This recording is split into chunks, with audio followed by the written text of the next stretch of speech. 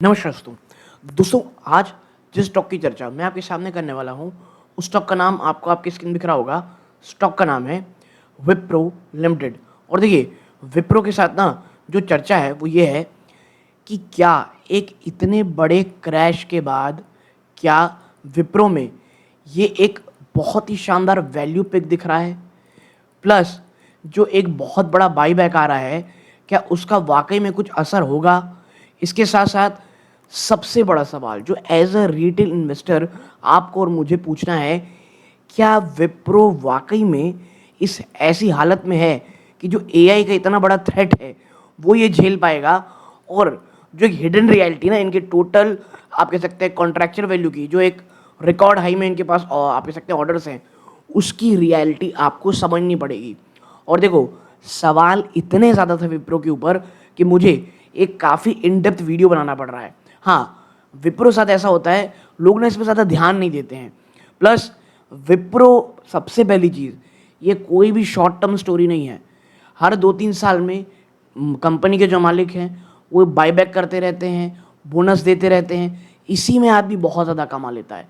इसके साथ साथ मैं आपको बता दूं विप्रो एज अ कंपनी एक बहुत ही शानदार आपको क्या देती है, वो देती है डिविडेंड भी। ठीक है, इसके साथ साथ विप्रो के ऊपर हर एक चीज़ के ऊपर चर्चा करेंगे। वीडियो को अंत तक देखिएगा, भले ही टुकड़ों में देखिए, बहुत ही ज़्यादा मज़ा आने वाला है दोस्तों। और देखिए बात हकीकत है, बहुत ही सस्ती वैल्यूएशन मिल रही है ये आपको। पी रेशियो बहुत सस्ता है, लेकिन हाँ सस्ता है तो अच्छा है, इसका जवाब आज ढूंढेंगे। ओके, इस वीडियो को हाइप करना मत भूलिएगा और सब्सक्राइब नहीं किया हुआ है सब्सक्राइब कीजिएगा। किसी अन्य स्टॉक पर चर्चा करानी हो वो भी ज़रूर बताइएगा। देखो सबसे पहले हम Q4 को अनपैक करेंगे जो एआई ट्रांजैक्शन कंपनी कर रही है और जो स्ट्रक्चरल डाइवर्जेशन के ऊपर चल रहा है। सवाल या वैल्यू पे है या वैल्यूएशन ट्रैप है। 15,000 करोड़ रुपए का बाईबैक है। ठीक है, और देखो बाईबैक के ऊपर चर्चा क्यों नहीं कर रहा हूँ पता है आपको, अभी सवाल ना बाईबैक का नहीं है बल्कि एग्जिस्टेंस का सवाल है। ठीक है, तो आइए बात करेंगे। देखो सबसे पहले आते हैं क्या, stage for stagnation, optimizing mechanics while losing ground. Optimizing mechanics क्यों, कंपनी ना कुछ नए ग्राउंड में नहीं आ रही है बल्कि जो ये कर पाती है ना, जो ये कर रही है ऑपरेशन में, उसी को और ज़्यादा ट्रिम करके अपने प्रॉफिट बढ़ा रही है। पैट आप देखोगे तो यहाँ पर 3,501 करोड़ का पैट रहा है। शॉर्ट टर्म मजबूती है, एनुअल कॉन्ट्रैक्शन -1.6% है, कांस्टेंट करेंसी रिवेन्यू में डिक्लाइन आपको 1.6% देखने को मिला। Q1 फाइनेंशियल 27 की जो गाइडेंस है वो भाई साहब -2% से 0% है।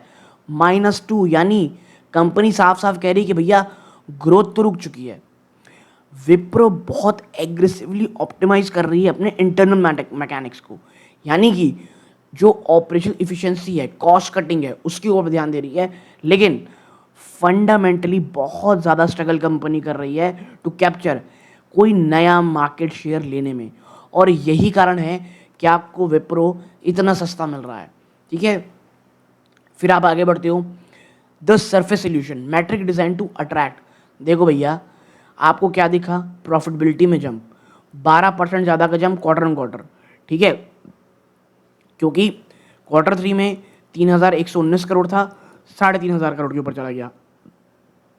फिर डील विन तो बड़ी ज़बरदस्त है, $3.45 बिलियन की टोटल कॉन्ट्रैक्चुअल वैल्यू की बुकिंग है। 3.2 quarter year on year, valuation floor 16.3 times और ट्रेलिंग 12 मंथ के पी में मिल रहा है आपको। और ये कितना सस्ता है मैं बताता हूँ, 5 साल के लो डिस्काउंट में मिल रहा है टू निफ्टी। इट्स 20 और 25 टाइम्स, 25 to 28 टाइम्स में है। पेयर्ड विद 15,000 करोड़ रुपए का बाईबैक है जो 250 रुपये में है। अभी आपका स्टॉक 190 के आसपास है और कंपनी 250 रुपये में बाईबैक ले रही है, तो भैया क्या ये बाईबैक बचा पाएगा क्या इसको। ठीक है, तो ये इस प्रकार की चीज़ें हैं। प्रॉब्लम क्या है, ऑन पेपर क्या दिखता है, ये सिग्नल क्या, ये सिग्नल ट्रिगर कर रहे हैं, एक डीप वैल्यू बाय थीसिस दिख रही है ये, लेकिन सरफेस के अंदर कंपनी बेइंतहा स्ट्रगल कर रही है। कैसे, अब आते हैं रियलिटी के ऊपर। देखो क्या है, defensive efficiency over core expansion. क्या दिखा हमको, 12.27 जंप पैट में, रियलिटी क्या है भाई साहब, आपकी जो कोर ग्रोथ है बल्कि आपकी जो अदर इनकम है उसमें जंप आया है। इसके साथ साथ 13.5% का जो जंप है ना, ये कॉस्ट कटिंग यानी other income plus cost cutting ने आपको जंप दिया है। जबकि यूएस रेवेन्यू में ना, यूएस डॉलर के रेवेन्यू में मात्र 0.6% ग्रोथ है और ऑपरेटिंग मार्जिन में 30 बेसिस पॉइंट की भाई साहब गिरावट है। यानी जो करंट प्रॉफिटेबिलिटी दिख रही ना आपको, ये बाई प्रोडक्ट है डिफेंसिव कॉस्ट कटिंग का, ना कि कोई बहुत बड़ी रेवेन्यू, कोई बहुत बड़ा ऑर्डर आया है जो कोर बिजनेस की ही मजबूती को बिल्कुल से, जो एक आप स्टॉल दिख रही है ना जो कमजोरी है, उसे छुपाने की कोशिश है। यानी रियलिटी में कंपनी बड़ी मात्रा में आपके सामने स्ट्रगल कर रही है।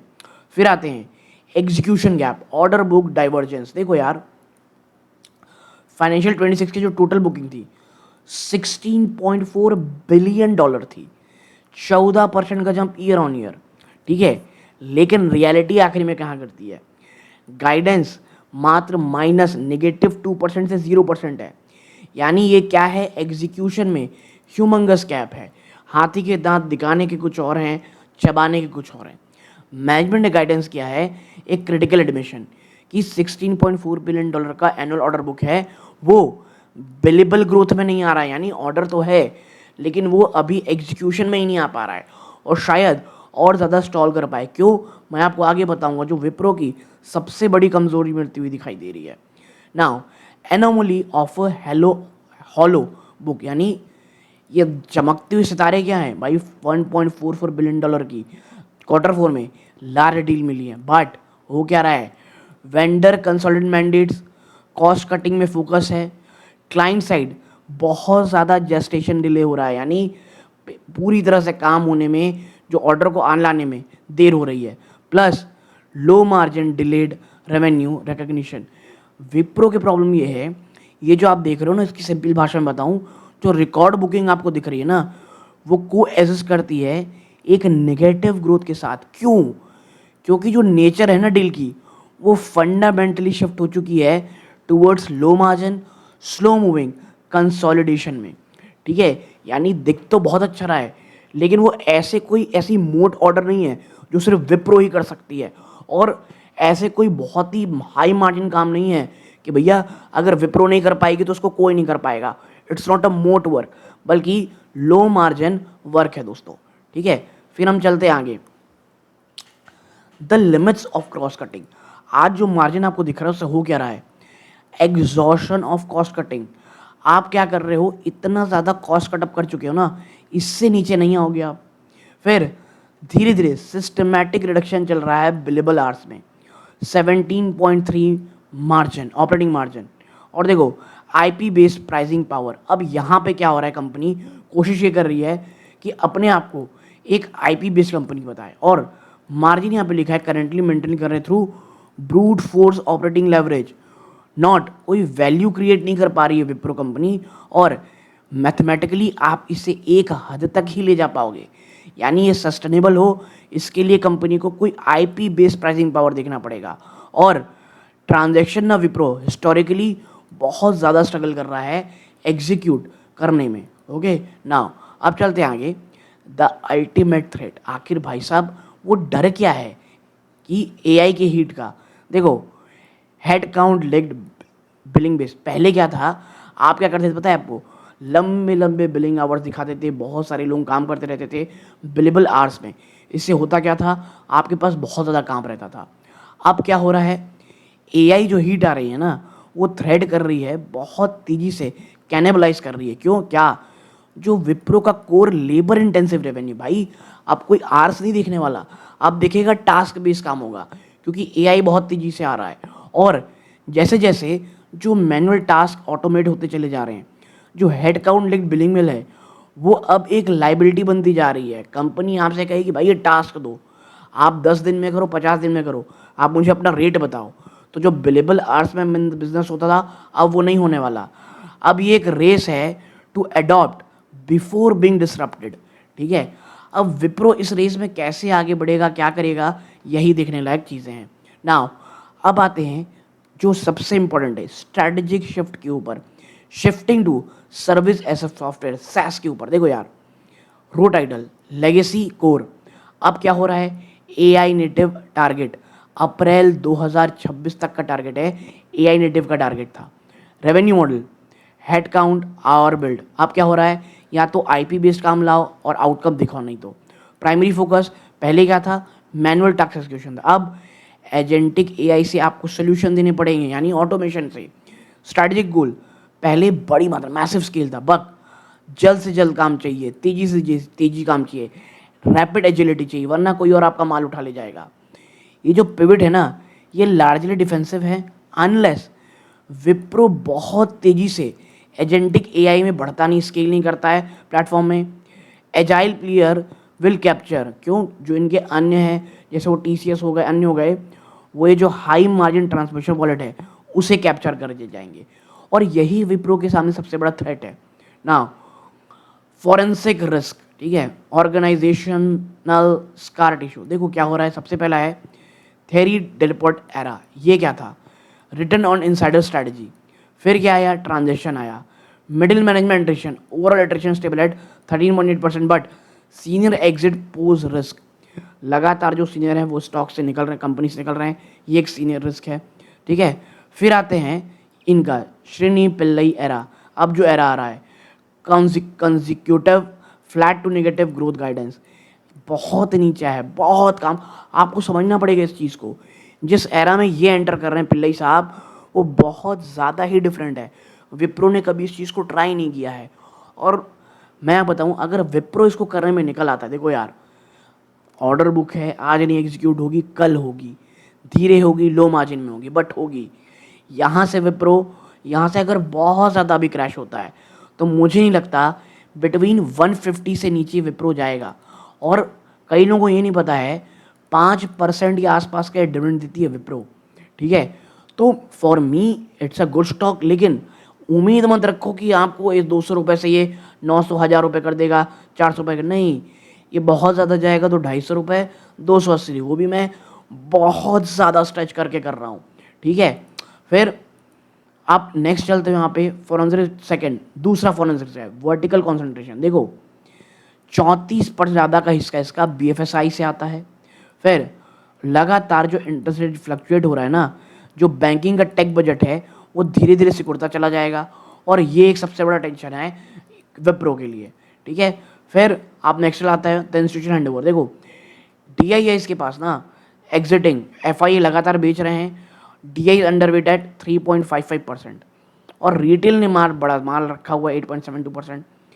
Institutional strong hands are fleeing to the stagnation, passing the back to retail bottom fisher, और ये जो डाइवर्शन सिग्नल करता है, स्टॉक ने अभी भी अपना ट्रू फंडामेंटल फ्लोर नहीं पाया, और यही मुझे डर है अभी तक। Even after this crash Wipro कहा जा रहा है अभी तक अपना फ्लोर नहीं पाया है, ठीक है। और फॉर मी, जब तक स्टॉक 200 के नीचे है तब तक स्थिति बद से बदतर रहेगी, और एक बार ये 190 के नीचे भी रुक गया है, it is also negative issue. हाँ, प्रमोटर 72.62%, काफ़ी बड़ी होल्डिंग इसमें अभी भी रखे हुए हैं, ठीक है। अब ये टेक्निकल मैप है, आप पॉज करके पढ़ना चाहते हैं पढ़ सकते हैं। देखो सबसे बड़ा एक सपोर्ट जोन आता है 182.86, क्योंकि इसका 52 वीक लो है, ठीक है। अब फिर डेंजर जोन 200 के ऊपर डेड कैट बाउंस हो सकता है। सबसे बड़ा रेजिस्टेंस है 210 से 235, और देखो ये एक बहुत ही ज़्यादा बड़ा रिस्क है। और फिर आता है 250 रुपये, ये बाईबैक सप्लाई जोन है। जैसे ही यहाँ पे आएगा ना विप्रो, अगर 250 में कभी आया तो उसके बाद फिर गिरावट होगी, क्यों, क्योंकि वहाँ पर बाईबैक है, ठीक है। ये सेंटिमेंट ड्रॉप है, लेकिन 1.15% रेवेन्यू बेस इंडिकेट करता है। वैल्यूएशन आर्टिफिशियल फ्लोर से बिल्कुल भी एकदम अलग है, ओके। तो ये चीज़ें आपको ध्यान में रखनी है। रिटेल इन्वेस्टर स्कोर कार्ड तो यही है भाई कि आपको क्या ट्रैक करना है, व्हाट टू ट्रैक। सबसे पहला है रेवेन्यू कन्वर्जन, 2 ज़्यादा की जम quarter on quarter growth from $7.8 billion large block deal, ये कैसे चल रही है। सीनियर एटरेशन रेट क्या है, लीडरशिप स्टेबिलिटी आई है कि नहीं आई है अंडर सीईओ श्रेणी पिल्लई जी के साथ। बीएफएसआई कमेंट्री, टियर 1 यूएस और यूरोपियन बैंक की आईटी स्पेंडिंग इस प्रकार चल रही है, ये देखना है। बाईबैक एक्सपेक्टेशंस क्या है दोस्तों, ठीक है। फिर द फाइनल वर्डिक्ट में आते हैं। देखो हो क्या रहा है, द वैल्यू ड्रैप, शॉर्ट टर्म में आपको कमी दिखेगी, जो Q1 के नंबर नेक्स्ट क्वार्टर में आएंगे वो आपको नेगेटिव दिखाएंगे। वैल्यूएशन अभी भी एकदम undetected from artificial 2050 buyback floor. तो बायबैक फ्लोर भूल जाइए, वो आपको बिल्कुल भी कुछ नहीं देने वाला। प्लस अल्टीमेट बॉटम शायद अभी भी नहीं बना है, और यही कारण निवेशक डले हैं। वैल्यू प्ले किन के लिए है? अगर आप 1.5 से 2 साल, बल्कि आप कहूँगे 2 से 3 साल का हॉरिजन है, अच्छी कंपनी है, 5% के आसपास का डिविडेंड देती है, इवन यहाँ से अगर कम कर दे 3 से 4% दे दे, इट्स गुड। और बायबैक चलता रहता है, कंपनी आपको कुछ ना कुछ पैसे देते रहेगी। Contingent entirely on executing AI service as transfer. अगर एजेंटिक एआई में विप्रो कामयाब होता है, इट विल बी ग्रेट। हो क्या रहा है, विप्रो करेंटली एक ट्रैप में है फॉर द इम्पेशेंट। ठीक है, तो अगर आप इम्पेशेंट इन्वेस्टर हैं, शॉर्ट टर्म में बिल्कुल दूर रहो विप्रो से, कोई ज़रूरी नहीं है 200 के ऊपर जाने दो, आराम से देखने दो पहले इसको। एंड एक डीपली कॉन्ट्रेन प्ले है जो स्ट्रक्चरली कन्विंस्ड है स्टॉक में। तो आप किस हो रहे हैं बताइएगा। मैं फिर कहूँगा शॉर्ट टर्म मिड टर्म में प्लीज़ अभी आराम से रुकिए, स्टॉक एक बार 200 के ऊपर जाने दीजिए फिर देखिएगा। लेकिन हाँ, कंपनी मुझे वैल्यूएशन वाइज बहुत सस्ती लगती है। आपकी क्या राय है, कमेंट बॉक्स बताइएगा। ये इस वीडियो का अंत है। जय हिंद।